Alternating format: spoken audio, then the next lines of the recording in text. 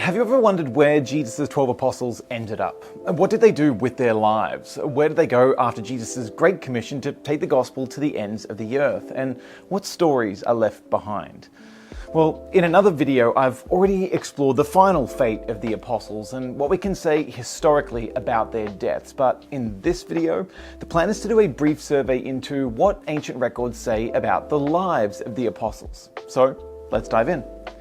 Peter, or Simon Peter, the brother of Andrew, who Jesus nicknamed the Rock. The Gospels tell us Peter was a fisherman from Capernaum. Archaeologists have uncovered what plausibly is even Peter's family home, based on proximity to the synagogue, mid-1st century AD renovations to accommodate communal gatherings, Christian graffiti, and the testimony of tradition. In the resurrection accounts in the Gospels, after Peter's thrice denial of Jesus during his dark trials, Peter's apostolic calling is graciously reinstated by Jesus. In the book of Acts then, Peter steps up to serve as a spokesperson for the Jerusalem apostles at Pentecost, and he takes a leading role at least in the first half of the book. He heals a leper, gets imprisoned by the Sanhedrin and then gets set free by an angel. He even welcomes the first Gentile convert in the Roman centurion Cornelius, as well as speaks up at the Jewish council in Jerusalem. Peter is also mentioned in Paul's Corinthian and Galatian letters, which indicate his possible travel to Corinth, but his definite travel to Antioch. And while there is some scholarly dispute over the authorship of 1st and 2nd Peter, I'm persuaded that these letters are genuine in the capturing of Peter's apostolic authority, with Peter's cryptic reference to Babylon in 2 Peter 1:14 suggesting Rome as the location from which he dictated this final epistle. The extra-biblical sources support this broad narrative of a Jerusalem-based but a broader gospel ministry. Clement of Rome, Ignatius of Antioch, Dionysius of Corinth, and Irenaeus, they together testify that Peter closed out his apostolic ministry in Rome and was martyred there by Emperor Nero in the mid-60s AD. The later church chronicler Eusebius quotes Origen with this summary of Peter's life and ministry, saying, "Peter preached the gospel in Pontus, Galatia, Bithynia, Cappadocia, and Asia, and at last, having come to Rome, was crucified head downwards." Peter likely had a number of disciples, some of which he seemed to share with the Apostle Paul. John Mark, Peter's interpreter and gospel author according to Papias, he was also a traveling companion of Paul at the beginning and end of his ministry. Silvanus likewise is mentioned as active in both Peter and Paul's ministry across the New Testament, but it's the apostolic father Clement of Rome, the next bishop of the church in Rome, who is hinted at by Irenaeus and Eusebius to have been a personal disciple of the Apostle Peter. On a personal note, we know that Peter had a wife. The Synoptic Gospels all record a scene where Jesus heals Peter's mother-in-law, kind of implying that Peter was married. And in 1 Corinthians chapter 9, verse 5, Paul says so explicitly. Now, whether Peter bore children to her is unknown, making it a possibility that Peter might have descendants alive today. But the 2nd century church father Clement of Alexandria also hints at the martyrdom of Peter's wife, saying Peter encouraged her to stand strong for the sake of Christ. John, the son of Zebedee, one of the two brothers of Jesus, nicknamed the Sons of Thunder, and one of Jesus' inner circle of 3 disciples with James and Peter, privy to special revelatory moments in Jesus' ministry. In the Gospels, John undergoes something of a transformation. From this hot-headed fisherman wanting to call down fire on the Samaritans and trying to selfishly secure a place of privilege at Jesus' side, to then being a humbled gospel chronicler who alone recounts Jesus' washing of the disciples' feet at the Last Supper, and who was given the responsibility to care for Jesus' mother at the cross. After Jesus' resurrection, John is the first to believe, even without seeing Jesus physically alive again, and he follows after Jesus without invitation on the shores of the Sea of Galilee. In the book of Acts, John is mentioned just 4 times in the early chapters, focused on his ministry in Jerusalem and being sent to lay hands on the new Samaritan believers. But after chapter 8, John drops out. John's later ministry in the New Testament is associated with Ephesus and broader Asia Minor, where he wrote his gospel and penned his epistles. John is said to have endured exile on Patmos during the reign of the tyrannical emperor Domitian, this island penal colony where he received the Apocalypse or Revelation that now closes out the New Testament canon. But it was in Ephesus and the surrounding cities where John is said to have made his disciples, men like Polycarp, the later bishop of Smyrna. In an extended sermon, Clement of Alexandria, a 2nd century church father, even recounts what he considers to have received as a true story of John's later years, where this now ancient apostle chides an unnamed elder in Smyrna for failing to keep safe the soul of a young man in his care, a young man who'd been corrupted into a life of thievery. John said to have courageously chased down this young rebel on horseback, locating his hideout and pleading with this now brigand captain to repent, before restoring this broken man to Christ and the church. Seems the son of thunder still had a little fire left.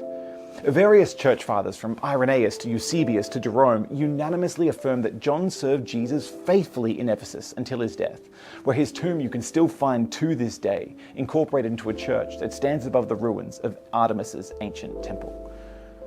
James, Zebedee's boy, and often known as James the Greater, had a prominent Galilean fisherman for a dad, and scholars often link his mother with Salome from the resurrection accounts, who might have even been Mary's sister, which would make her Jesus' aunt and James Jesus' cousin.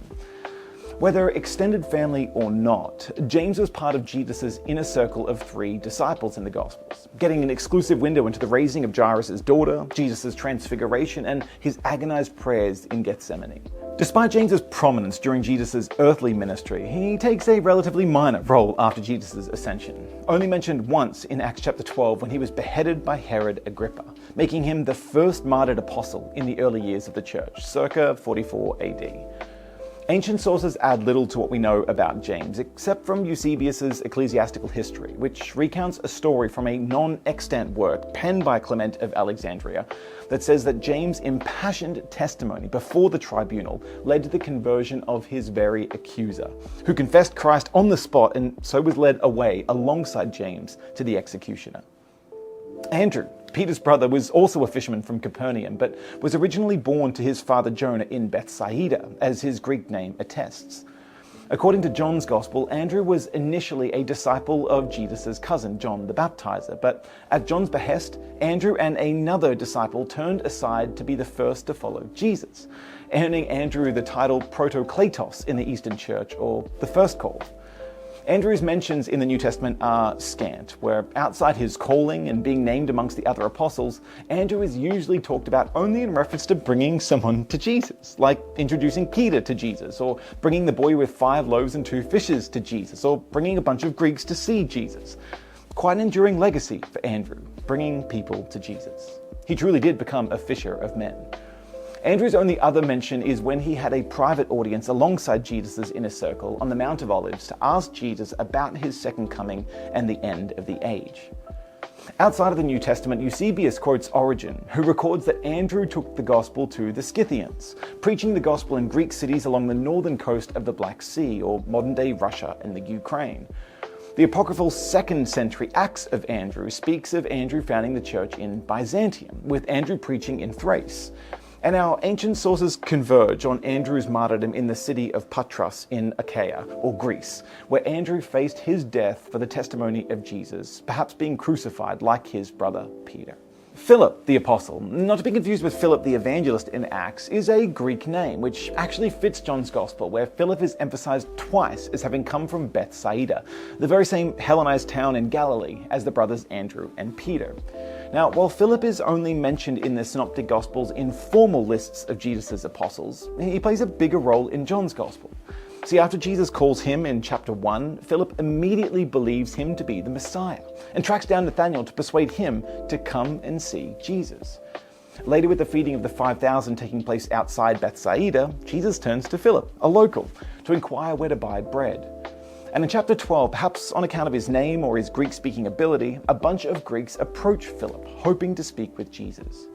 Given they hear a voice from heaven in answer to Jesus' prayer, I think those Greeks got more than they bargained for.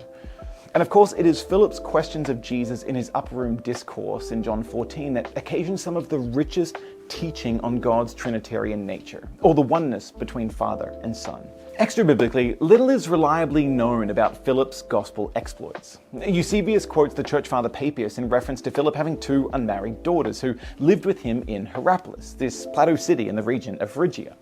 Polycrates of Ephesus, this local to the region, he records at the end of the 2nd century that Philip was buried in that same city, Hierapolis, with it being famous for its mineral hot springs and rumored to have powerful healing effects, the very origin site for the major export Phrygian powder.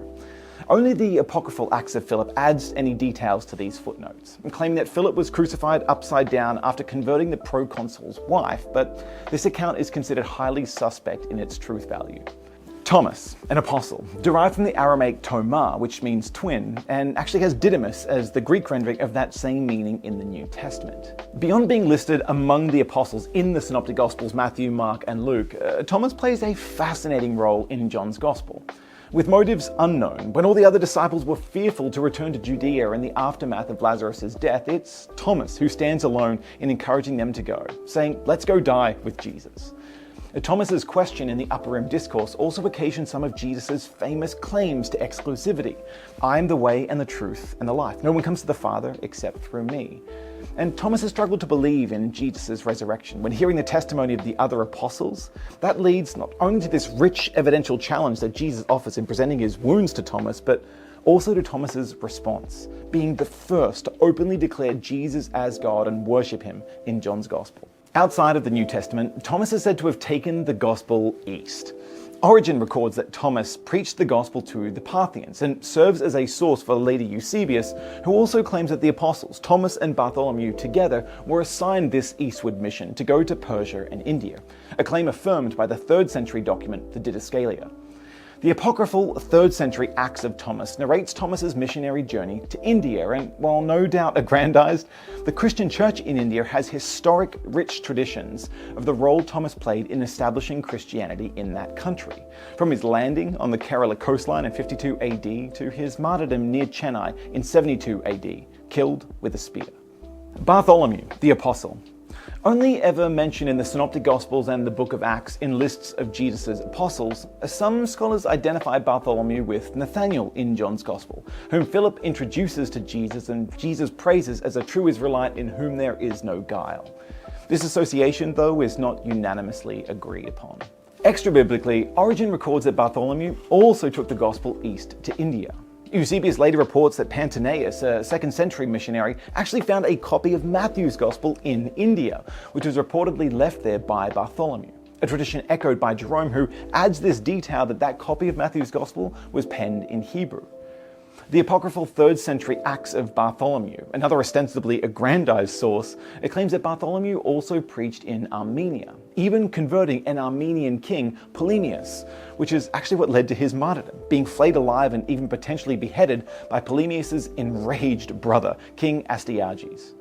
Matthew, aka Levi the tax collector, the son of Alphaeus, and also the author of the first gospel in the New Testament, earning him the title the Evangelist. Matthew, or Levi in the parallel accounts, is first mentioned in chapters 9 and 10 of the Gospel that bears his name, describing him as a tax collector from Capernaum.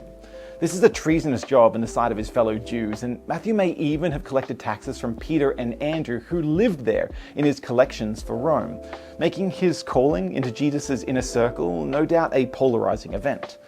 Hosting a party for his tax collector friends to meet Jesus, Matthew's role as an evangelist, his own story of grace and reconciliation, and his schooling in numbers and writing make him a prime candidate for penning the first gospel. Outside the New Testament, the apostolic father Papias is quoted as recording Matthew to have composed the sayings of Jesus in the Hebrew dialect, perhaps suggesting either a previous Hebrew or Aramaic version of Matthew's gospel, or simply a Hebrew style in its writing.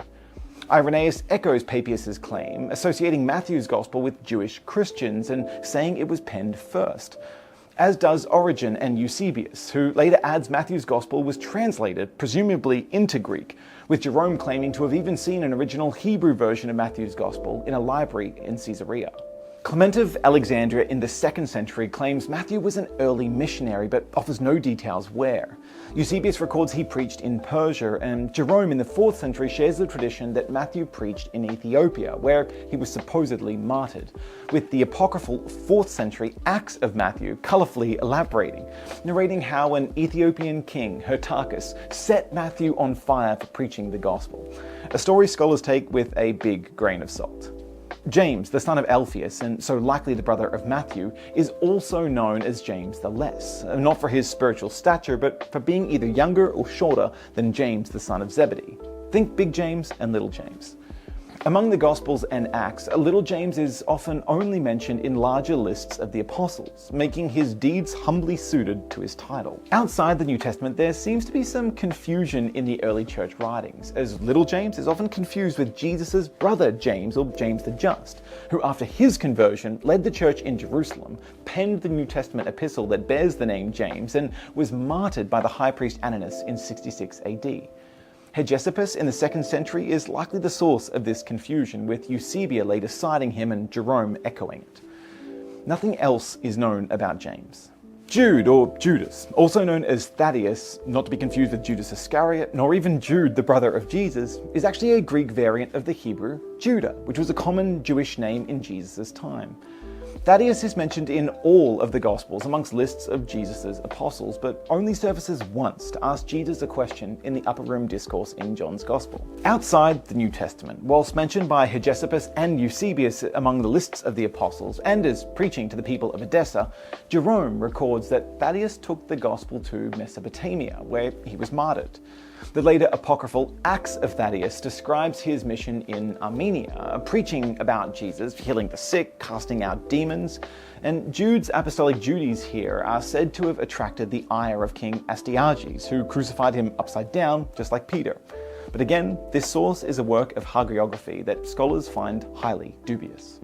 Simon the Zealot, or Simon the Cananean. As the most popular male Judean name at the time of Jesus, Simon is only mentioned in the Gospels and Acts in formal lists of Jesus' 12 apostles. His qualifier, though, the Zealot, refers to his politics, with the revolutionary party by that name violently overthrowing the Roman occupation in 66 AD. Outside the New Testament, Simon is shrouded in mystery. Some scholars argue that he is the same Simon mentioned as one of Jesus' brothers in Mark 6:3. Others suggest that after the death of Jesus' brother, James the Just, in 66 AD, that this Galilean Simon is the one who took over as Bishop of Jerusalem. The Church Fathers mostly mention Simon only in lists of the apostles, but Jerome offers a brief account of Simon preaching in Egypt, where he was supposedly martyred, though later traditions here conflict. Judas Iscariot, son of Simon who betrayed Jesus, consigning his once popular name to become a byword for treasonous betrayal. Judas's epithet, Iscariot, is believed by most scholars to be a Greek rendering of a Hebrew phrase, the man from Kerioth, which is a town in southern Judea. Geographically, this put him at odds with the rest of Jesus' disciples, who mostly came from the region of Galilee. Judas plays a key role in all 4 Gospels as one of Jesus' 12 disciples. Judas was sent out with the 12 to preach and heal and cast out demons, presumably returning to recount his ministry success to Jesus. But even still, early on in John's Gospel, in chapter 6, Jesus warned the 12 that one of them was a devil who would betray him. No doubt a revelation that would cast suspicion among them. John's Gospel also records that despite having a former tax collector in their number, Judas was responsible for the ministry purse, and although he spoke godly words about channeling funds to the poor, as with the extravagant anointing of Jesus with expensive perfume, John tells the truth that he had more sinister motives, that he secretly stole from their missionary funds. The Gospels do not recount why Judas betrayed Jesus for 30 pieces of silver into the hands of the Jewish high priest. Speculations explore Judas's greed or his dissatisfaction with Jesus' messianic ministry. Some scholars, even following the apocryphal Gospel of Judas, try to recast Judas as a good guy, following Jesus' command to betray him in a bid to speed up the showdown between Jesus and the temple authorities. What we do know is that both Luke and John's Gospel speak of Satan entering his heart or influencing Judas, and that Jesus speaks of the betrayer saying it would have been better for him never to have been born.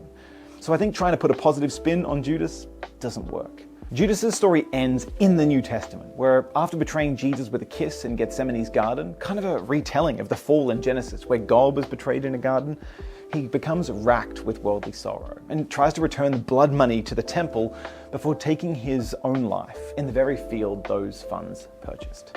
A tragic end. Given Jesus' prophecies about the 12 disciples ruling on thrones in God's kingdom, the apostles in Acts chapter 1 take it upon themselves to replace Judas, appointing Matthias by lots, a man who Eusebius records went on to preach the gospel in Ethiopia. Now, Christians speculate whether this was the right move or whether Paul was Jesus' chosen replacement for Judas, appointed to be apostle to the Gentiles. But Paul's story is the subject of another video. which means that is the story of Jesus' 12 apostles. Hey, I hope you found that helpful. My name's Dan Patterson, and here at Questioning Christianity, we love helping you connect the Christian story to life's deepest questions. If you haven't done so yet, go ahead and subscribe to the channel where we explore philosophy, theology, apologetics, and there are hundreds of videos helping you tackle all these other questions. Over on our social media accounts, we kind of translate these videos into infographics so you can share away and get everything that you need digging into the details. And if you want to help support this ministry, go ahead to the donate page at questioningchristianity.com or look down below in the show notes for our Patreon details. Thanks. See ya.